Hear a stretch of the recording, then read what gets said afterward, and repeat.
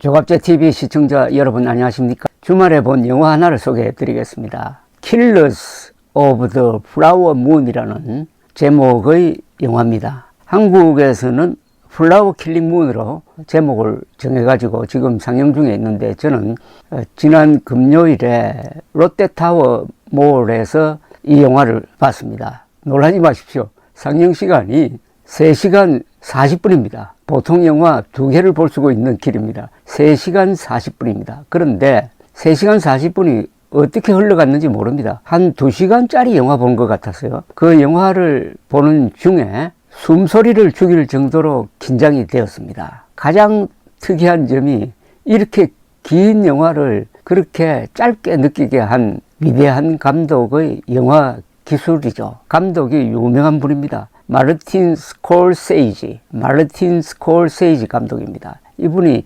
82살입니다. 그런데 이런 대작을 만들었습니다. 미국 사람들이 영화를 평할 때 최고의 찬사를 붙일 때는 에픽 필름이라고 합니다. 에픽 필름, 역사적인 걸작이다라는 뜻이죠. 바로 이 영화를 평할 때 에픽 필름이라고 붙이더라고요. 마르틴 스콜세이지라는 분은 영화의 제작 기술에 관한 한 최고로 꼽히는 분이고, 독특한 작품 성격을 갖고 있습니다. 이분이 제작한 영화에는 로버트 드니로가 자주 나오고, 최근에는 레오나르도 디카프리오가 또 자주 나옵니다. 이 The Killers of the Flower Moon에도 두 사람이 나옵니다. 레오나르도 디카프리오가 주연, 거의 비슷한 주연급 조연으로 로버트 드니로가 나오니까 화면이 꽉 찹니다. 이 세계적인 세계 정상을 달리는 두 배우가 같이 나오니까 화면이 꽉 차고, 그러니까 근 4시간을 숨죽이면서 볼 수 있었다는 이야기죠. 마르틴 스콜세이지 하면은 뭔가 문제성이 있는 주제를 다루는데 복잡합니다. 영화 내용이 복잡하고 선악으로 딱 나누지 않습니다. 또 범죄와 관련된 영화가 많아요. 마르틴 스콜세이지, 레오나르도 디카프리오, 로버트 드니로가 이탈리아 계통입니다. 마르틴 스콜세이지의 영화 중에서 여러분들 많이 보셨을 겁니다. 택시 드라이버, 월스트리트의 늑대들, 카지노, 아이리시맨, 케이프 피어, 그리고 우리나라에서 순수의 시간으로 번역된 영화 순수의 시간, 여기는 다니엘 데이 루이스가 미셸 파이퍼와 같이 주연을 하고 인노선스라는 원명을 가졌는데, 우리나라에서는 침묵으로 번역이 되었습니다. The Killers of the Flower Moon은 에픽 필름이란 말답게 이게 돈이 많이 들었어요. 2억 달러, 제작비 2억 달러입니다. 그러니까 그 3천억 원을 썼다는 거죠. 그리고 현재까지는 벌어들인 돈은 1억 한 5천만 달러 밖에 되지 않습니다. 이게 수지 타산이 제대로 맞으려면 한 4억 달러, 5억 달러 벌어들여야 된답니다. 그래서 상업적으로는 좀 실패를 했는데, 워낙 평이 좋으니까 내년도 아카데미상에서는 뭔가 작품상을 받든지 주연상을 받지 않을까 하는 생각이 듭니다. 이 영화의 스토리는 1920년대 미국의 오클라호마 주에 있는 오세이지라는 인디안 부족 땅에서 석유가 발견된 데서부터 출발합니다. 석유가 발견되어서 인디안들이 떼부자가 되었습니다. 그때부터 문제가 생깁니다. 이 스토리의 핵심은 악당이 나옵니다. 바로 로버트 드니로와 그의 조카인 레오나르도 디카프리오가 이 악당입니다. 특히 로버트 드니로가 최고 악당입니다. 이 사람이 레오나르도 디카프리오를 시켜가지고 인디안 부족의 여성과 결혼을 하도록 합니다. 왜 결혼을 하도록 하느냐? 이 석유가 나는 땅을 상속받도록. 그런데 법에 의해 가지고 인디안들은 이 땅을, 석유가 나오는 땅을 팔 수는 없습니다.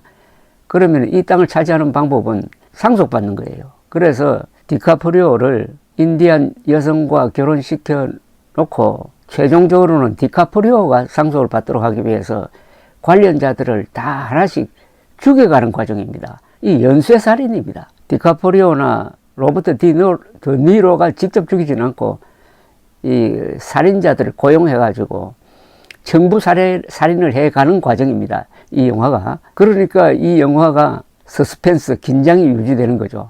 여러 사람을 죽여가는 과정이니까 인디안 가족을 죽여가는 과정인데, 마지막에는 디카프리오를 시켜가지고, 그러니까 삼촌이죠. 삼촌이 조카인 디카프리오를 시켜가지고 부인까지 죽이게 합니다. 부인이 당뇨병에 걸려 있는데 그게 해가 되는 주사를 매일 놓도록 해가지고 죽여가는 현지에 있는 보안관이나 뭐 경찰이 제대로 수사를 하지 않습니다. 그래서 이 영화에 따르면은 디카프리오하고 결혼한 인디안 여성이 워싱턴에 가가지고 당시에 쿨리지 대통령에게 직접 만나서 살인사건을 직접 수사해달라고 합니다. 그래서 중앙에서 수사팀이 내려와서 비로소 이 진실을 밝혀내고 디카프리오 그리고 로버트 드니로를 체포를 해서 두 사람은 다 종신형을 받았지만은 한 10여 년 살고 사면을 받아서 나왔다고 합니다. 이 스토리는 사실에 기초하고 있습니다. 사실 그대로 한 건 아니지만은 사실에 기초를 하고 있고 이 워싱턴에서 내려온 수사팀이 나중에는 이 FBI가 출범하는 하나의 계기가 되는 수사였다. 뭐 이렇게 알려져 있습니다. 영화를 볼 때 저희들은 단체로 봤습니다. 이 보수 운동을 하고 있는 분들이 단체로 봤는데 제가 이 영화를 선택을 했어요. 저는 영화 보지 않고 선택을 했습니다만 평이 워낙 좋으니까. 그래서 영화 끝나고 나서 3시간 반 나가면서 많은 사람들이 감탄을 했습니다.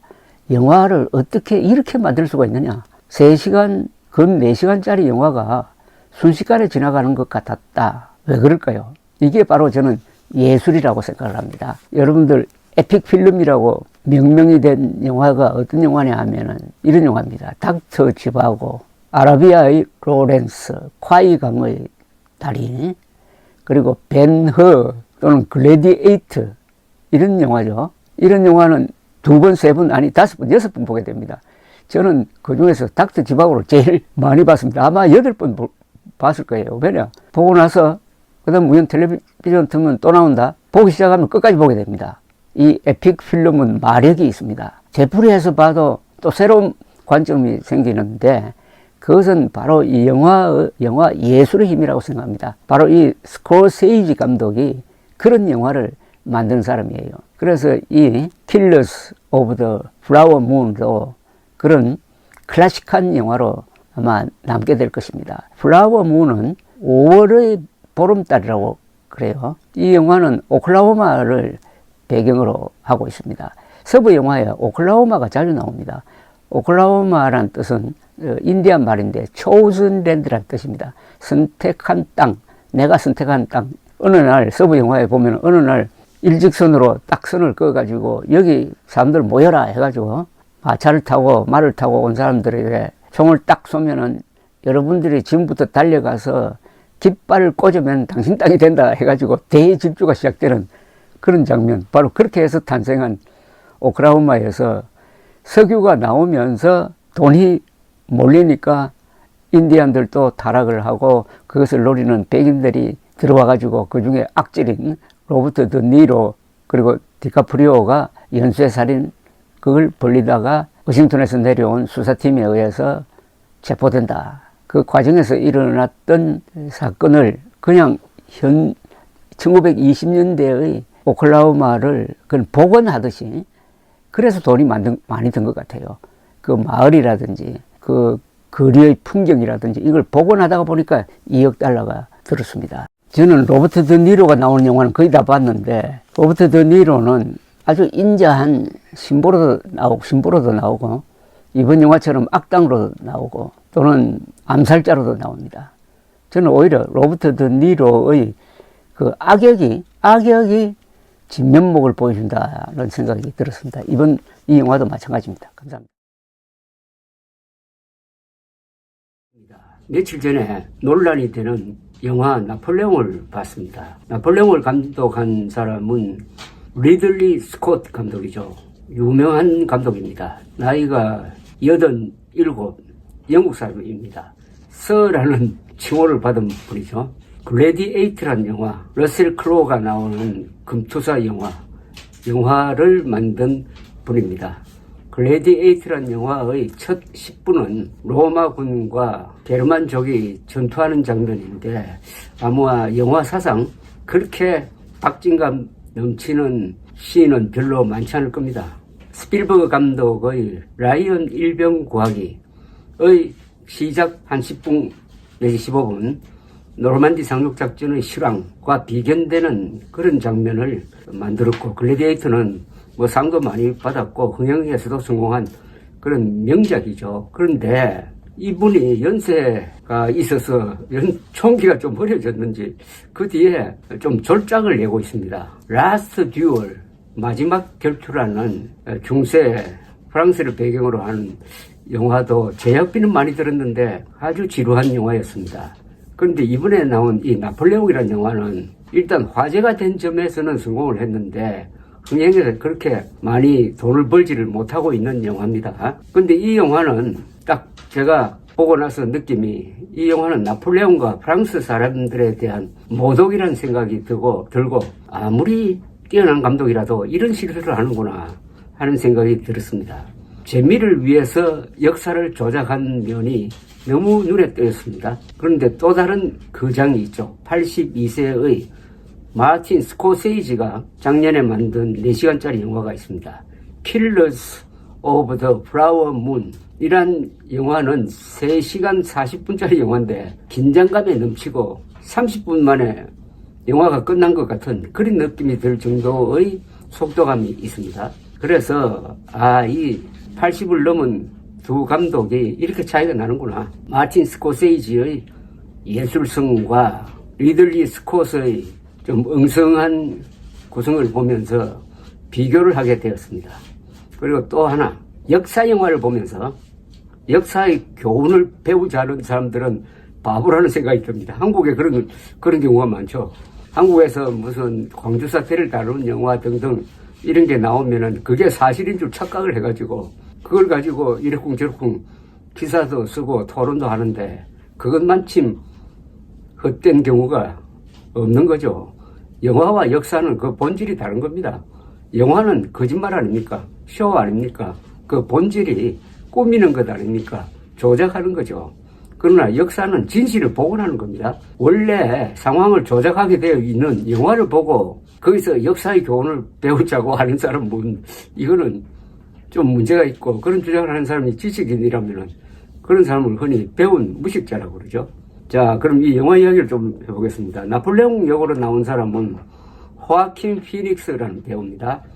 조크란 영화를 가지고 아마 아카데미 주연상 받은 걸로 기억이 나는데, 이 글래디에이터에서 아버지 아울레리우스 황제를 죽이고 즉위하는 코모두스 황제 역을 맡았던 사람입니다. 이 사람이 키가 좀 적어요. 170 몇 cm 밖에 안 됩니다. 나폴레옹이 키가 적다고 하니까 이 사람을 선택을 했는지, 어쨌든 나폴레옹이라는 이 시대의 대인물을 소화하기에는 역부족이었습니다. 딱딱하고 난폭하며 아주 감상적인 모습을 계속 보여주었는데, 나폴레옹은 정광석화의 인물이고 쾌활하고 다변가이며 명문 명언의 제적이었습니다. 또 이 영화는, 이 나폴레옹이라는 영화는 조세핀과 나폴레옹 사이의 사랑 싸움이 줄거리의 뼈대인데, 이를 위해서 명백한 사실을 조작하고 있었습니다. 조세핀은 1814년 나폴레옹이 엘바스으로 귀양 가기 직전에 사망을 했습니다. 그런데 이 영화는 엘바스에 가 있는 사이 조세핀이 병들어 죽어가고 이 소식을 들은 나폴레옹이 탈출을 감행하는 식으로 조작을 했어요. 굳이 그렇게 조작할 필요가 있었느냐 하는 생각도 들고, 나폴레옹의 생애를 이야기할 때 조세핀과의 관계를 너무 크게 부각시켰다는 그런 느낌이 들었습니다. 그 다음에 또 이 역사 조작이 한두 군데가 아닌데, 나폴레옹이 이집트 원정군을 시켜서 그 기제의 피라미드라고 있습니다. 카이로 옆에 있는 높이가 150m 되는 최대의 피라미드죠. 그 피라미드 꼭대기를 포격해가지고 무너뜨리는 장면이 나오는데, 이거야말로 프랑스 사람들이 흥분한 대목입니다. 인문적 교양이 풍부한 나폴레옹은 이집트 원정대에 학자들을 참여시켜가지고 중동 연구의 문을 연 사람이었습니다. 이때 1799년 프랑스 군이 발견한 로제타 스톤이라는 이 비문이 새겨져 있는 이 로제타 스톤을 해독해가지고 이집트 고대 문자를 읽을 수 있게 되었습니다. 바로 나폴레옹 덕분이죠. 그런 나폴레옹이 피라미드를 포격하겠습니까? 안 했습니다. 스콧 감독은 여기에 대해서 막 따지니까 이집트 원정을 짧은 시간에 극적으로 묘사하기 위해서 그렇게 했다는 아주 무책임한 세명을 했습니다. 그리고 이 영화의 하이라이트라고 볼 수가 있는 1815년 6월 18일 워털루 전투 장면입니다. 저는 이 워털루에 몇 번 갔습니다. 3차례 갔군요. 워털루는 브뤼셀에서 남쪽으로 30분 거리에 있습니다. 그런데 이 워털루에서 나폴레옹이 기병 돌격에 참여를 해가지고 전투를 지휘하는 장면이 나옵니다. 이건 완전히 코미디입니다. 포병 장교 출신인 나폴레옹이 기병 돌격에 참전할 리도 없고 최고 사령관이 전투 지휘를 일선에서 하면 어떻게 됩니까? 합참 의장이 소총을 들고 진지 전투를 하는 식입니다. 한국 영화 명량에서 보면은 이순신이 직접 칼싸움하는 장면이 나오는데 그것과 똑같이 좀 우스꽝스러웠습니다. 이 나폴레옹의 일대기를 이 영화는 시간순으로 펼쳐가는데 꼭 짚어야 할 부분은 생략했습니다. 나폴레옹을 그래도 전기적으로 다룬다면은 이 대목은 놓쳐서는 안 되는 게 있습니다. 이 대목이 재미없는 소재라고 생각해서 뺀 것 같긴 해요. 이 리들리 스콧이라는 사람은 재미있게 보이기 위해서 굉장한 화면을 만들기 위해서 역사를 조작하는 사람입니다. 그런데 이 대목은 연출 여해에 따라서 이 영화의 품격을 높일 수 있는 대목이 여기서 빠졌어요. 그건 뭐냐면은 나폴레옹 법전입니다. 나폴레옹은 세인트 헬레나 섬에서 말년을 보내면서 회고록을 고술했는데 이렇게 이야기를 했습니다. 나는 워틀루에서 지는 바람에 40회에 걸친 승리의 의미는 퇴색해버렸다. 그러나 내가 만든 법전은 영원히 나를 따라다닐 것이라고 했습니다. 나폴레옹은 그 복잡한 민법을 집대성해가지고 하나로 만들었습니다. 이걸 나폴레옹 민법전 또는 나폴레옹 법전이라고 그러는데 이게 유럽, 남미, 그리고 독일 일부지요. 그 다음에 독일을 통해서 일본을 통해서 한국, 그리고 이렇게 쭉 영향을 미쳤는데 개인의 재산권과 기본권 등을 보호하는 데 이바지하였습니다. 이 나폴레옹 법전이야말로 그가 인류를 위해 바친 빛나는 유산이 되었습니다.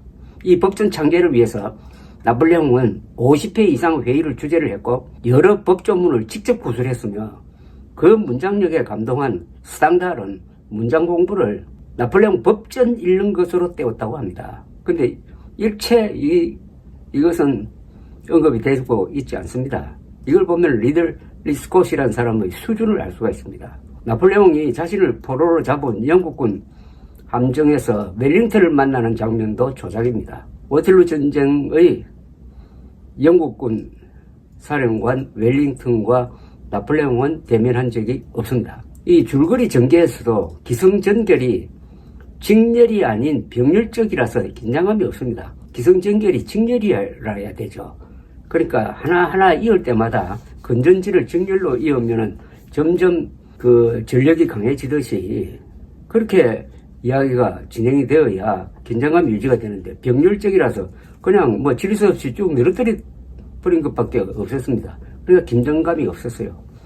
스콧 감독은 역사물에서조차 재미를 위해서 사실을 왜곡한 버릇이 있는데 이 나폴레옹에서도 그런 버릇이 그대로 나왔습니다. 글래디에이터의 첫 장면은 로마군과 게르만족의 전투인데 이때 로마 기병이 말을 타는 자세를 보면은 발걸이, 등자라고 합니다. 등자를 사용하고 있었습니다. 이것도 거짓말입니다.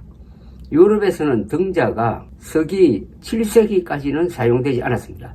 그러나 동양에서는 유목민족들이 이걸 처음 사용했으므로 신라, 백제, 고구려 고분에서는 벌써 4세기부터 등자가 발굴됩니다. 코모두스 황제가 콜로세움에서 결투를 하다가 죽는 장면도 조작입니다.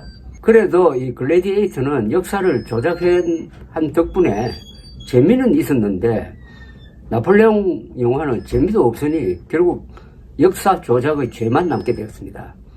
역사에 충실한 나폴레옹 영화가 있습니다.